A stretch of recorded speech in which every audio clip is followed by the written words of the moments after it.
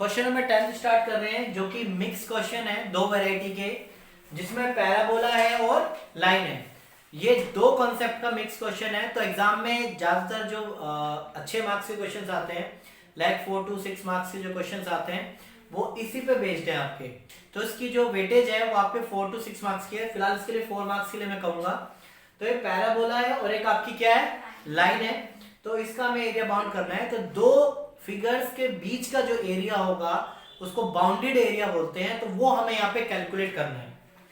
तो ये सबसे पहले आपका पैराबोला है। तो पैराबोला की जब मैं आपको फिगर बनाऊंगा तो ये y एक्सिस के अलोंग में बनेगा, क्योंकि y स्क्वायर में नहीं है, राइट। तो ये हो गया x square equals to 4y। ये आपकी लाइन है।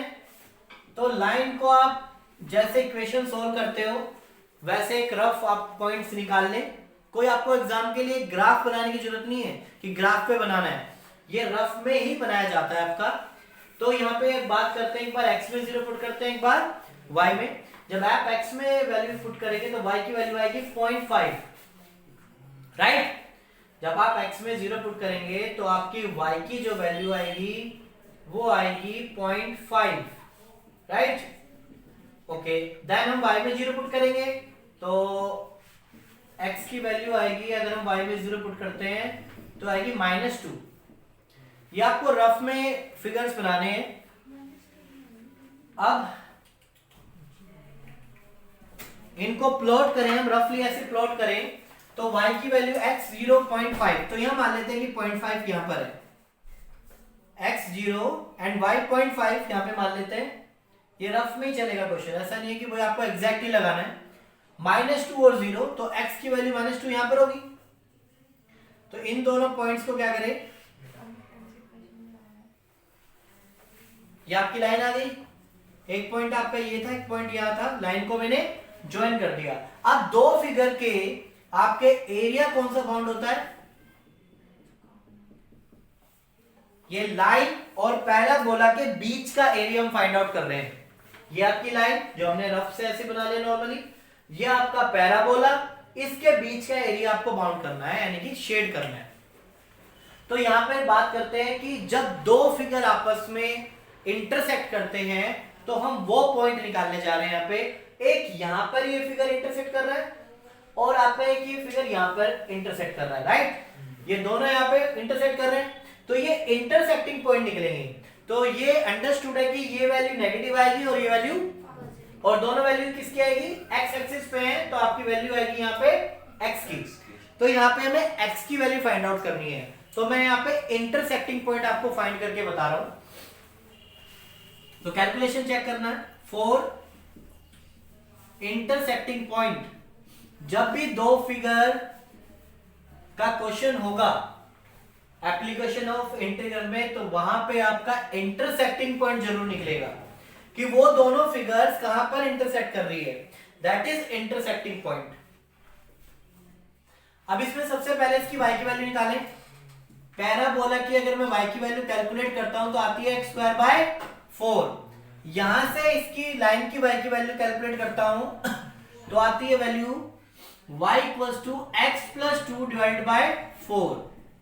ये 2 को पहले इधर लाइए तो x प्लस 2 और 4 से फिर इसको डिवाइड कर दीजिए, राइट। तो एक आपका पैराबोला हो गया और एक आपकी लाइन हो गई। अब इन दोनों को हम इक्वेट करते हैं, y इक्वल्स टू है, दोनों इक्वेशन को इक्वेट करते हैं तो आपके पास रिजल्ट कुछ इस तरह से आएगा। ये 4 आपका सेम है ना, 4 से 4 आपका क्या हो गया, ये कैंसिल। इक्वेशन की वैल्यूज को सारे को एक साइड ले जाओ और फैक्टर करो। -2x plus x -2 equals to 0, x common, यहां से 1 कॉमन, तो आपका यहाँ पे फैक्टर आ गया x -2 एंड x प्लस 1। तो फाइनली जो फैक्टर्स आए हैं वो आपके -1 एंड 2 आए हैं। तो ये वैल्यू जो है आपकी -1 है और ये वैल्यू आपकी 2 है, राइट। ये मैं क्लियर कर दूंगा, ये पहले नोट डाउन कर लो। इंटरसेक्टिंग पॉइंट आपके निकाले हैं कि दोनों फिगर्स को सोल्व करके आपको x की वैल्यूज निकालनी है, यानी कि इसका मतलब ये है कि आपको एरिया निकालना है -1 to 2। इतना ही तो एरिया बनता है। कि -1 से एरिया आपको निकालना है कहां तक, +2 तक। ये आपका एरिया बाउंड है, इतने तक आपको एरिया निकालना है, राइट। अब इतना एरिया आपका किस तरह से निकलेगा, ये क्वेश्चन है हमारा। एरिया ऑफ शेडेड रीजन या शेडेड एरिया -1 to 2, ये आपकी लिमिट हो गई कि एरिया आपको -1 से कहां तक निकालना है, 2। फिर इसमें देखते हैं जब दो डायग्राम होते हैं तो उसमें देखते हैं अपर डायग्राम क्या है और लोअर डायग्राम क्या है। तो अपर डायग्राम आप यहां देखेंगे, ये जो लाइन है शेडेड एरिया से जस्ट ऊपर क्या है, लाइन है, और शेडेड एरिया के नीचे क्या है, पैराबोला है। तो लाइन में से पैराबोला माइनस किया जाएगा, लाइन माइनस पैराबोला। क्लियर है। तो यहां पे हम एक बार लाइन की वैल्यू भी रखेंगे, पुट करेंगे, यानी इक्वेशन भी पुट करेंगे, और पैराबोला भी।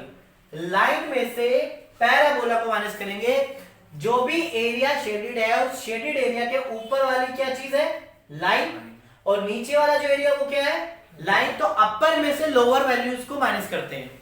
तो यहाँ पे लाइन में से पैराबोला माइनस किया जाएगा। अब यहाँ पे लिमिट किस तरह से रखी जाएंगी, वैल्यूज क्या रखी जाएंगी वो देखें। तो लाइन की y की वैल्यू हमने पहले से निकाली हुई है, ये x + 2 divided by 4 minus parabola, parabola की y की वैल्यू ये रही x² 4, और ये आपका dx। तो एक काम करते हैं, 1/4 को तो आप बाहर निकाल लीजिए, और ये वैल्यू आ जाएगी x + 2 माइनस x²। अब इसका हम क्या करेंगे, इंटीग्रेशन करेंगे। x का इंटीग्रेशन x² 2 का इंटीग्रेशन 2x, x² का इंटीग्रेशन अपर लिमिट, और तो बस वैल्यूज पुट करते हैं। पहले बात करते हैं अपर लिमिट की, 2² डिवाइडेड बाय 2 इंटू 2³ 3 माइनस, अब लोअर लिमिट पुट करते हैं। लोअर लिमिट में आएगा -1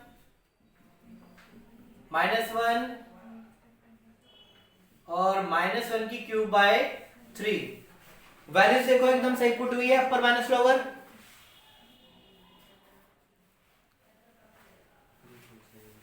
ठीक है, इसकी कैलकुलेशन यहां पे देखते हैं फिलहाल, क्योंकि यहां पे हो सकता है कि थोड़ा सा गड़बड़ हो जाए।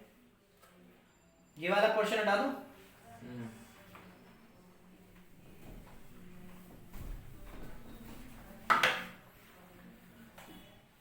फाइनल। अब यहां देखें आंसर, I = 1/4, 2² 2 कितना हो जाएगा, 2, एक 2 से 2 कैंसिल, 2 2 4, और ये हो जाएगा आपका 8/3। देन ये वाली वैल्यू क्या है, -1 का ² 2 यानी 1/2, ये -2, और ये -1 आएगा, -1 की क्यूब करेंगे तो -1 माइनस प्लस 1/3। अब इसके अंदर और फर्दर सोल्व करते हैं, 2 + 4 कितना हो जाएगा, 6। यहां पे हम इसका एलसीएम ले सकते हैं, क्या आएगा एलसीएम, 6। ये 2 3 6 हो जाएगा आपका, और ये आपका हो जाएगा 6 2 12, और ये आपका 2। इसका भी फर्दर एलसीएम ले लेते हैं, ये हो जाएगा 6 3 18 - 8,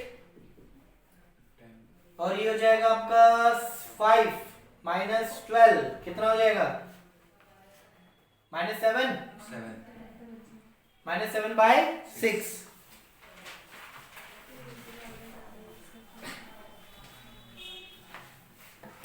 फर्दर वैल्यूज यहां पे सोल्व करते हैं। ये आपका फाइनल आया 1/4, और ये 10/3।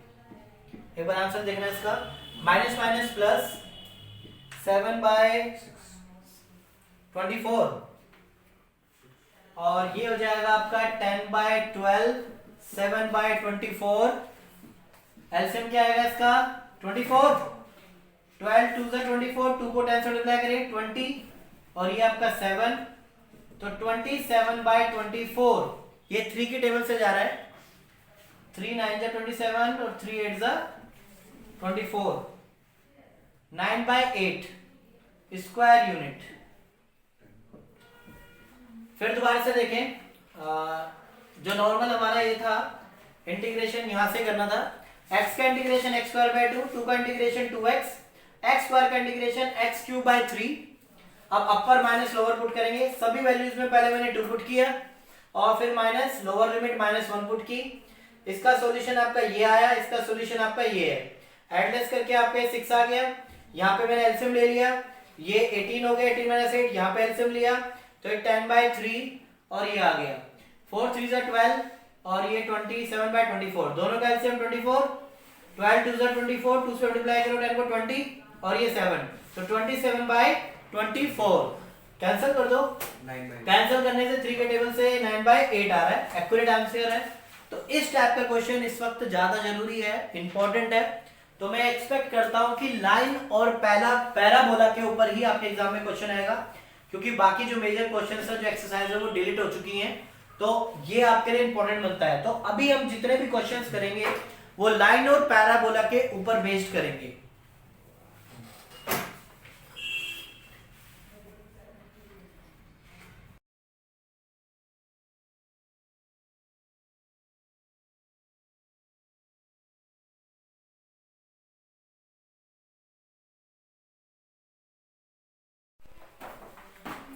क्वेश्चन नंबर सेकंड है मिसलेनियस का। एक्चुअल में सीधा मैं क्वेश्चन मिसलेनियस पे इसलिए चला गया क्योंकि लाइन और पैराबोला के कुछ क्वेश्चन मिसलेनियस में ही है, तो सेम आपकी क्वालिटी वाले, जो सेम मेथड वाले जो क्वेश्चंस है मैं पहले वही लेके चल रहा हूं। y = x ये आपकी लाइन है, ये आपकी लाइन होती है इस तरह से। जरूरी नहीं एग्जाम में आपको बताया कि जाए कि ये लाइन है, क्वेश्चन बोला गया यहाँ पे बोलता है find the area between the curve, ये तो ये कर्व क्या है आपका, कर्व में सब आते हैं, लाइन, इलिप्स, पैराबोला, सब चीजें कर्व में ही आती हैं। और y = x², तो ये क्या है आपका पैराबोला।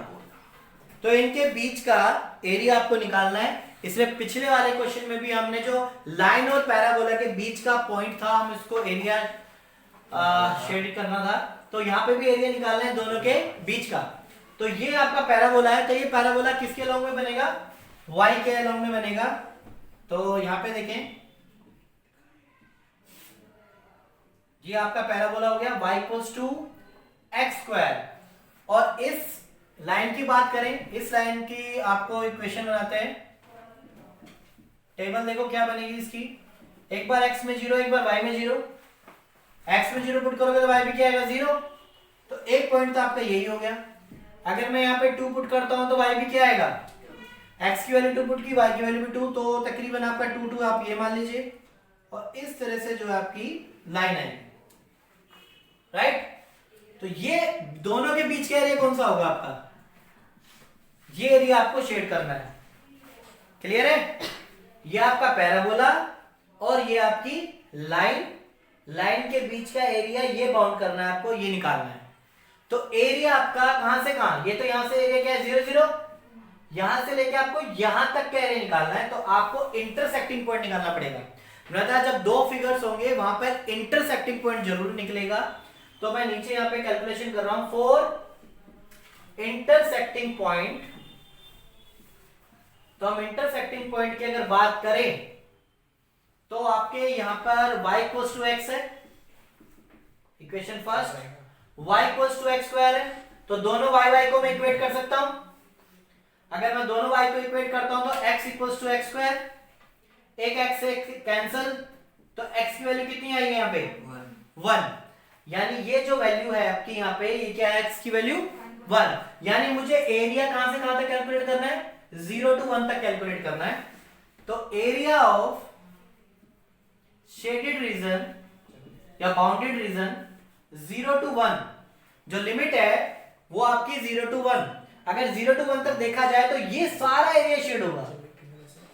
बट अगर मैं लाइन में से पैराबोला लेस कर दूं तो यही एरिया कैलकुलेट होके आएगा। अब ये देखो, एरिया जो शेडेड है उसके ऊपर से क्या जा रही है, लाइन, तो अपर माइनस लोअर, यानी कि ऊपर यानी लाइन है माइनस पैराबोला, राइट। अब यहां पे बहुत से स्टूडेंट का डाउट ये रहता है कि सर किसकी वैल्यूज निकालते हैं, वैल्यूज निकालने डिपेंड इस पे करती है। ये वैल्यूज आपकी x की है, x की वैल्यू 0 और x की वैल्यू क्या है 1, तो जब यहाँ पे x है तो यहाँ पर भी क्या आना चाहिए आपका, x आना चाहिए। तो x की वैल्यू कब आएगी, जब मैं y की वैल्यू निकालूंगा। तो यहाँ पे सबसे पहले y की वैल्यू क्या है लाइन की x, और पैराबोला की y की वैल्यू क्या है x स्क्वायर। बस इसको सोल्व कर देते हैं, आंसर आ जाएगा आपका x का integration x square by 2, x square का integration x cube by 3, upper limit और lower limit. Upper limit put करें पहले 1, लोअर लिमिट में आंसर 0 आएगा। मैं वैल्यूज पुट करके भी दिखा देता हूं। ये पोर्शन आपका 0 हो गया। 1/2 एंड 1/3 एलसीएम लोगे 6, ये 3 इधर 2 इधर, 1/6 स्क्वायर यूनिट, राइट। तो ये आपका आंसर आपका फाइनल आ गया 1/6 स्क्वायर यूनिट। स्क्वायर यूनिट जरूर लगाएं क्योंकि एरिया के साथ में स्क्वायर यूनिट जरूर लगता है।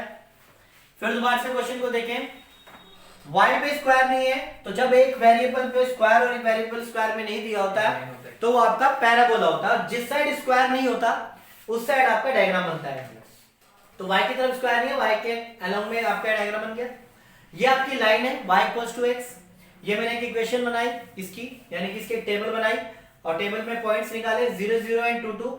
इन पॉइंट्स को मैंने ज्वाइन किया तो लाइन बनी, और दोनों इंटरसेक्ट कर रहे हैं आपस में। एक बार यहां इंटरसेक्ट कर रहा है तो इंटरसेक्टिंग पॉइंट क्या आपका 0 0, एक ये इंटरसेक्टिंग पॉइंट निकालना है आपका।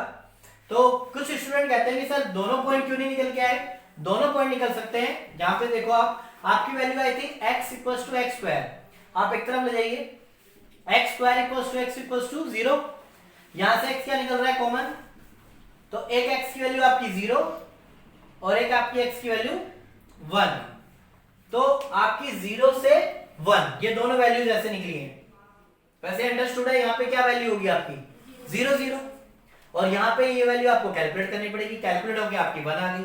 अगर इस तरह से कैलकुलेट करते हैं तो आपकी जरूरी आपको दोनों वैल्यूज आ गई 0 और 1। तो एरिया जो आपका आएगा शेड होगा वो 0 to 1 होगा। अब इसमें लाइन में से नीचे वाला पोर्शन क्या है, पैराबोला है, वो माइनस करेंगे। लाइन की y की वैल्यू x है, पैराबोला की y की वैल्यू x स्क्वायर है। इंटीग्रेट करें, अपर माइनस लोअर पुट कर दें, आपका रिजल्ट एकदम ठीक आएगा। तो ये भी क्वेश्चन एक और वैरायटी पे था, लाइन और पैराबोला। नेक्स्ट क्वेश्चन भी हम लाइन और पैराबोला पे ही करेंगे।